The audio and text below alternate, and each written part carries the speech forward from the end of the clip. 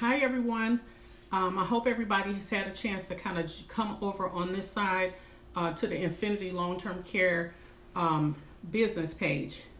And we'll give people a few minutes to jump over onto the live. If not, I'm going to go ahead and get started in just a few minutes. But it is Breast Cancer Awareness Month, and I just wanted to hop on. I couldn't go to bed without doing it. It's kind of been bothering me all day. The big thing is I'm a breast cancer survivor, or I call myself a conqueror.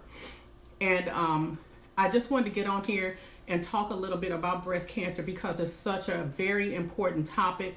And I think a lot of times, the month of October, yes, it's a lot of attention paid to breast cancer, but the fact is we need to pay attention to it all year long, every day. And the other thing about it is cancer has no name on it. You never know who's going to be affected by it. And even if you haven't been affected by it, you know somebody that knows somebody that knows somebody that has been directly affected by the breast cancer. So that means you have been affected by breast cancer. So I just wanted to hop on here and I wanted to just spend a few minutes kind of talking about it. I am going to do a 3-part series on breast cancer this week. So I will be coming back on tomorrow night, probably around 8 or 9 o'clock tomorrow night in the next part of the series. The 3 parts of the series, I'm going to be talking about the statistics surrounding breast cancer. I think a lot of people hear the information, but honestly, I talk to a lot of people about breast cancer, and it seems like there's still a lot of myths surrounding it, and the statistics are actually astounding at the number of people that are being diagnosed with breast cancer. So that will be the part that I'll talk about tonight. Part 2 is going to be talking about, I could talk about breast cancer all night, all year, especially being a breast cancer survivor. But part 2 is going to be the stigma surrounding breast cancer, because there are a lot of stigmas surrounding breast cancer. Part 3 is going to be living as a survivor. So I'm going to go back over that again. Thanks for joining me. I want to tell everybody who I am. My name is Tammy Peebles. I am known as the fixer in the long-term care industry. I support nursing facilities with transformations with their clinical processes and systems so that they can maintain and sustain long-term regulatory compliance. I also support nurses with professional development activities so that they can take their careers to a new level. But I'm more than that. First of all, I'm a mom. I'm a nurse. I'm also a breast cancer survivor. I've already said that many times, and this is something that's really, really close to me and dear to me. And I'll tell you guys before we jump into the series, the reason why it's so dear to me, not just because I was directly affected by breast cancer, but I'm the 4th girl in my family that was affected by breast cancer. And I have to tell you, when I was diagnosed, it was pretty devastating. Even though I'm a very, very strong person, let me tell you guys what happened to me. I was actually in California. I was in Fullerton at a building. And some of you guys that are on this live know what I'm talking about because you guys were my support system. And I went to my hotel room after being in a facility for a long time, and I decided to get in the shower and do a breast exam. And when I began to do the breast exam, I was like, oh my God, are you kidding me? I have freaking breast cancer. And when I tell people this story, they kind of give me this really strange look, and they say to me, how did you know you had breast cancer? Well, the fact is, when you know your body, you know something's off. And so I just knew I had it. And so I called my doctor back at the time who was in Sacramento, and I went back home immediately and had the biopsy and the whole thing. And when I got the diagnosis, I feel like it still didn't really hit me. And if you know me, you know that I'm a very strong person, and I can pretty much take a whole lot of stuff. But I'll tell you guys, it was just devastating, even as strong of a person as I am. And I'll tell you why. Because I love being with people. I love being in facilities. I love helping people. And I knew my life was going to change forever. And I did not know if I was going to be ready for that. I did not know how I was going to do with that. But thanks be to God, I'm sitting here today before you guys to kind of tell you a little bit about my story. So the reason I really want to talk about breast cancer is because it's affected me directly, and I know women and men who have lost their lives to it. So this is very, very close to me. And like I said before you guys all jumped on, I want to do a 3-part series, and tonight is the first part. And I'm going to go over that again. Part 1 is going to be the statistics. I'm going to talk about that tonight because I think you hear it, but you don't believe it. Sometimes the statistics go in one ear and out the other. Part 2 is going to be the stigma surrounding breast cancer. And number 3 is going to be living as a survivor, or as I call myself, a conqueror, because that's exactly what I am. So I'm going to jump right in with it, with the statistics, and I will be stopping from time to time to see if anybody has any questions or anything that they want to ask. So when we talk about breast cancer, like I said, the statistics are astounding. One of the things I wanted to really start with tonight is men. Men, you're on this live, you're not exempt. A good example of that is look at Beyonce's dad, who is basically fighting breast cancer. Who knew? And I mean, it's really affecting men too. So here's the statistics from the American Cancer Society.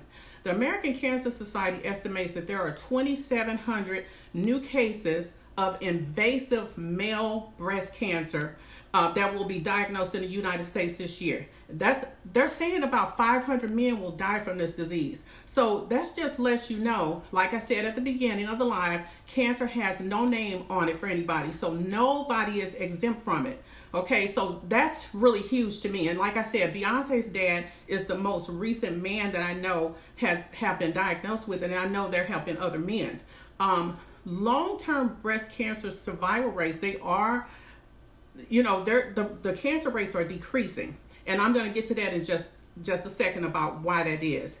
But according to the Breast Cancer Foundation, 1 in 8 women, that's about 12%, will develop invasive breast cancer over the course of a lifetime.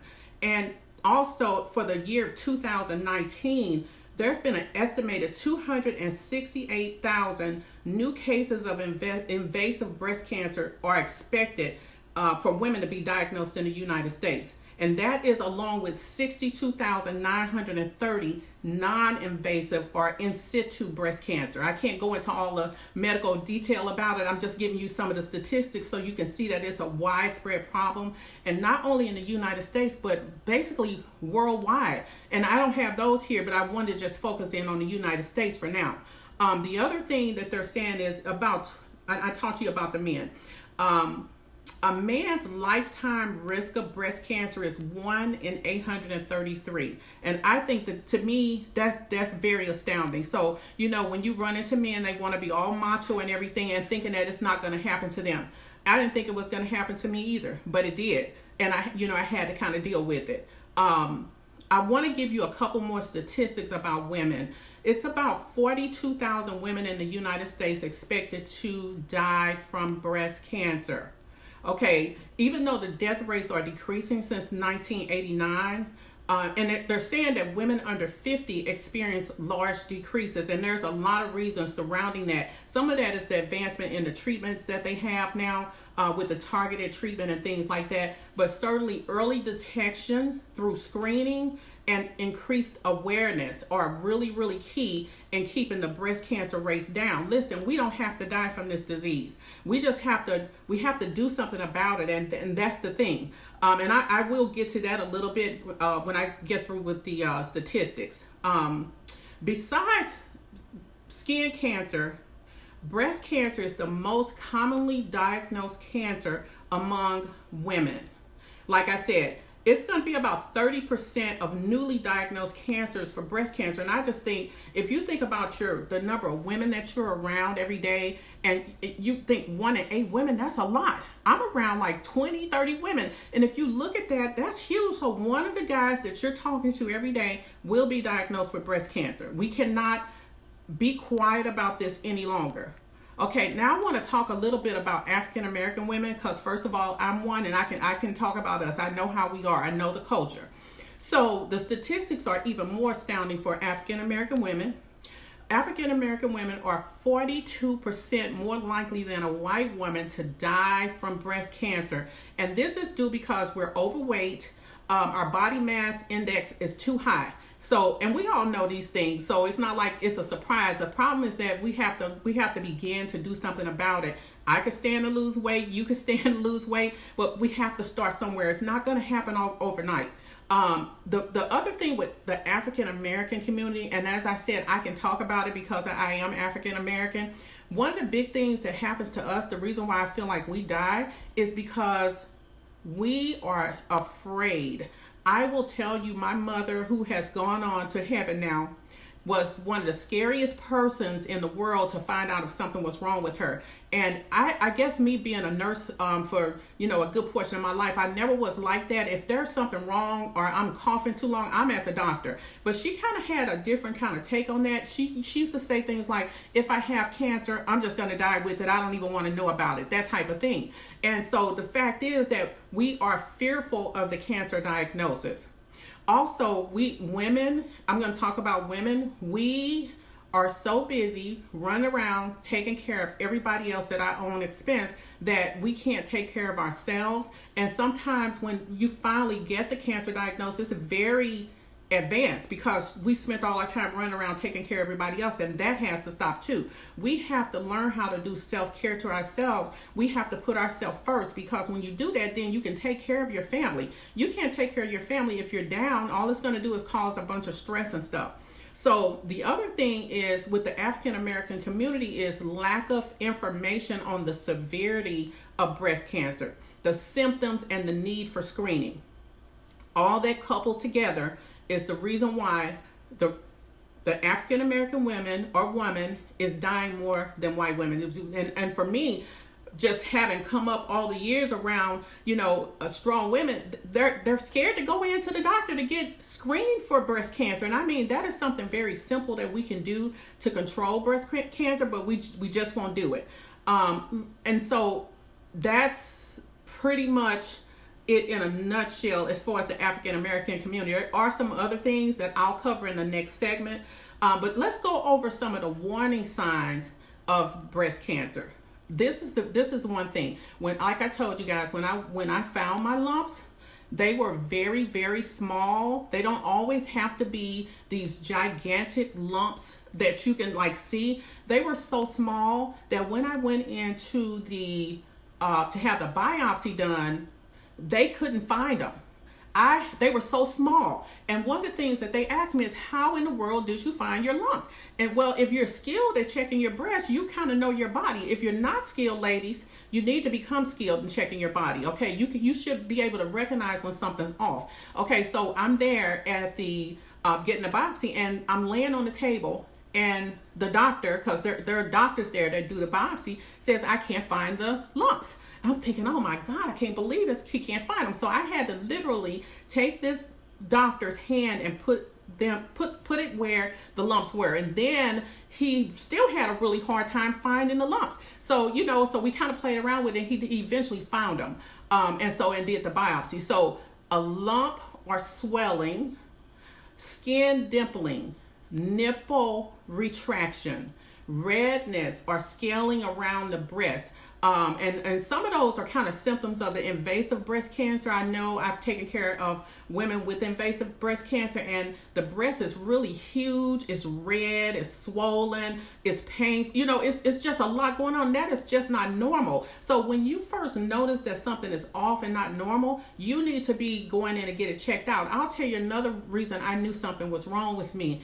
And so this had went on for like a couple months before I actually found the tumors. I was actually in a swimming pool at a hotel, and when I looked at the picture, I saw that my left breast was huge and the right breast was way smaller. Now, I didn't see that picture until after I went through all of my biopsy and everything, and I was thinking to myself, wow, the picture is very telling. I still have that picture to kind of go back and look at. So I'm telling you guys, look at your body, pay attention, and men, you too, because if you're seeing lumps and swelling, skin dimpling, it's the same. It's no different from a woman. You need to take action. Don't wait until your breast is like 3 times the size and things like that, because 2 chances out of 1, the cancer is already in advanced stage and it's already spreading everywhere. Okay, so know your breasts, what they normally look like, and then when something changes, you need to be getting that checked out. Okay. And so the next thing is, although having regular screening tests for breast cancer is important, mammograms do not find every breast cancer. Okay, this means it's also important for you to be aware of the changes in your breast. Like I said, the signs and symptoms, and I gave you guys some. The most common symptom for breast cancer is a new lump or mass. Painless mass that is irregular at the edges and stuff. And like I told you guys, when I was doing my breast exam, I couldn't move them, and I knew. So I just knew right then and there that I had it without even having a biopsy done. So but they can be painful sometimes. But just for me, mine was painless, and they were just very small and very firm and kind of in place. I couldn't really move them around and stuff. For this reason, it's important that any new mass, lump, or breast change is checked by a healthcare professional. I just said that about 10 times. I hope you guys got that. Okay, the other symptoms of breast cancer can include swelling. I've already said that. Even if no lump is present. Okay, we already talked about the skin dimpling. Think about an orange. You know how oranges have like these little dimples and things in there? If your breasts start looking like that, that's a problem, and you need to get to the doctor immediately. Sometimes you can have nipple pain. We talked about nipple retraction. What nipple retraction is where the nipple turns inwardly. That's not normal. Okay, so if your breasts look like that, even though you're not having pain or anything, you need to get to the doctor as quickly as you can. You can also have a nipple discharge other than breast milk. Nipple discharge is not normal, men and women. That's not normal unless you're breastfeeding. Okay. The other thing, feel underneath your arms. Sometimes you'll feel lumps and stuff up under your arms. Those are your lymph nodes, and that may mean that it's spread to your lymph nodes. So don't play around with this. I can't say it. I know that I'm kind of smiling through this, but this is not funny, guys. Like, you really do need to take care of yourself. Okay, so if you're feeling lumps and things underneath your arms, like around in your collarbone, things like that, stuff that's not normal. It's not normal to have lumps and stuff around. Like, this is all breast tissue, so you guys know. A lot of people think that breast tissue is just where the pendulous part of your breast hang. That's not true, guys. Breast tissue goes all the way up here to your collarbone. Okay, so you got to be checking and feeling all around on those areas too, just to make sure that there's nothing abnormal going on there too. Okay. And we know other things could cause these lumps and bumps and things like that, but I'm just giving you the warning signs of it. And so if you're experiencing something like that, I urge you to call your doctor, get examined. What is that going to cost you? That's not even going to hurt you. No pain involved. What it is you have to get over the fear of what they're going to say. But I'll tell you, instead of running away from it, you need to run to it. If your life depends on it, but if you're going to just sit still and just know you got something going on and it's steady growing in your body, you know what? It's your responsibility to take care of that. Nobody else's. I am giving you all the warning signs, and it's not like you guys don't know that already. I know you've heard this story many, many times, but I'm going to say it again because you know what? I talk to women all the time, and I'll tell them or ask them, have you done your breast exam? Can you believe that I still get the deer in the headlight look? It's kind of unbelievable, and I know I sound a little upset, but I tell you, prevention is key. If we can prevent this, ladies. We do not have to die, gentlemen and ladies. We do not have to die from breast cancer if you just are proactive.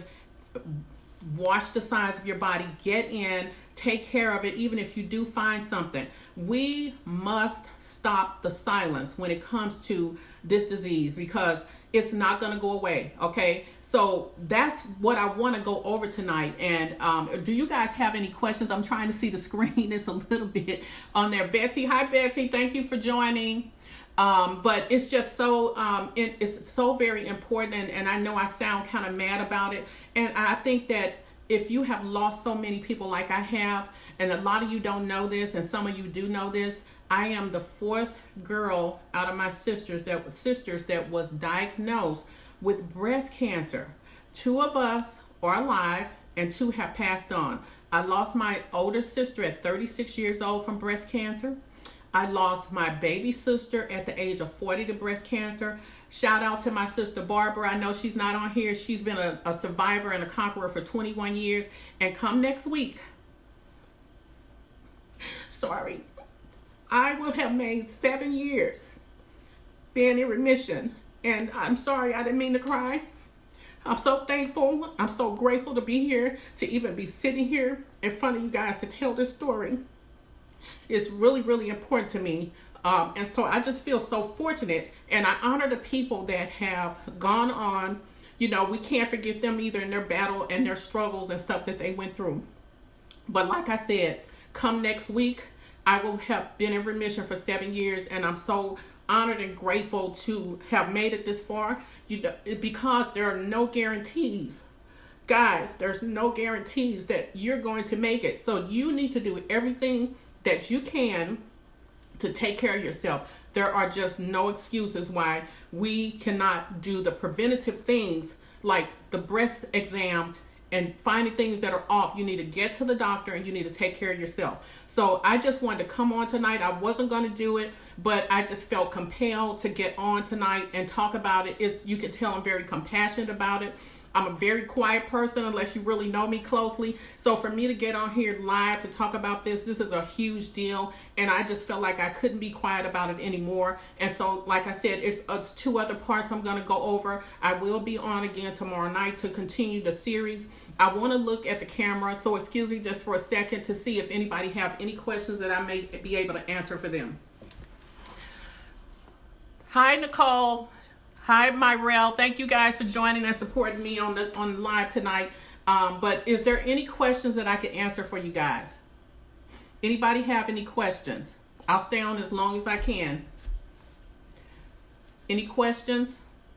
And the people that are on the live, let me just say, these are some of the most giving people. They are some of my biggest supporters. And I just appreciate you all so much. Support me in whatever I'm working on, whatever I'm doing. I just appreciate you all so much. Nicole, I know you're on. Nicole Shelton. I'm talking about Betsy and Myrell.